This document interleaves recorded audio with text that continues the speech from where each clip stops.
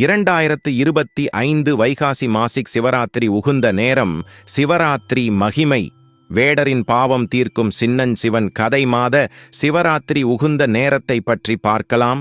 தேதி மற்றும் நேரம். தேதி மே 25, 2025 ஞாயிற்றுக்கிழமை. சதுர்தசி திதி ஆரம்பம் மாலை 3:31 மணி நேரம் மற்றும் முழு நாள் உபவாசம் மேற்கொண்டு பழங்கள், பசும்பால் அல்லது சத்துவ உணவுகளை மட்டும் உட்கொள்ளலாம். இது உடல் மற்றும் மனதை சுத்திகரிக்க உதவுகிறது. சிவபூஜை மற்றும் அபிஷேகம். சிவலிங்கத்திற்கு பால், தயிர், தேன், நெய், சந்தனம் மற்றும் புனித நீர் கொண்டு அபிஷேகம் செய்யலாம்.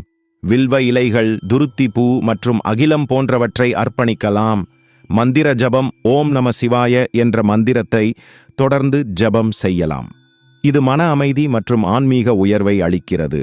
தியானம் மற்றும் ஜாகரணம். இரவு முழுவதும் விழிப்புடன் தியானம் செய்து சிவனை மனதில் நிறுத்தி வழிபடலாம். இது ஆன்மீக வளர்ச்சிக்கு உதவுகிறது. பழங்காலத்தில் பர்மாவனத்துக்கு அருகில் உள்ள ஒரு கிராமத்தில் சிவபக்தி குறித்து எந்த அறிவும் இல்லாத ஒரு வேடர் வாழ்ந்தான்.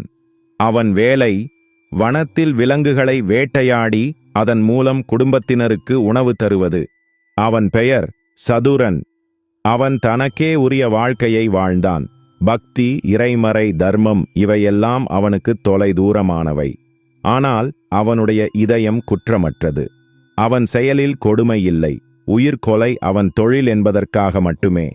ஒரு நாள் பசுமைச் செழிப்போடு பறந்து விரிந்த காட்டில் வழக்கம் போல வேட்டை தேடி நடந்தான்.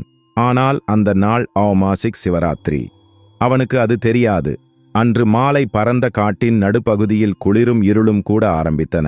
எங்கேயாவது ஒரு மரத்தடியில் தங்கி போக வேண்டும் என நினைத்தான். அவன் பார்த்த மரம் ஒரு பழமையான வில்வ மரம். அதன் அடியில் ஒரு சிறிய சிவலிங்கம் இருந்தது. ஆனால் அவனுக்கு அது சிவலிங்கம் என்பது தெரியவில்லை. அவன் மரத்திலிருந்து சில கிளைகளை கிழித்து அதில் பச்சை இலைகள் மற்றும் மலர்களையும் எடுத்துக்கொண்டு மேலே ஏறினான். இரவில் உயிர் வாழ்வதற்காக விலங்குகள் வரலாம் என யாரையும் கவனிக்காமல் விழிப்புடன் இருந்தான். கண்ணுறங்காமல் ஒரு நாள் முழுவதும் உடல் சோர்விலும் உபவாசத்திலும் இருந்தான்.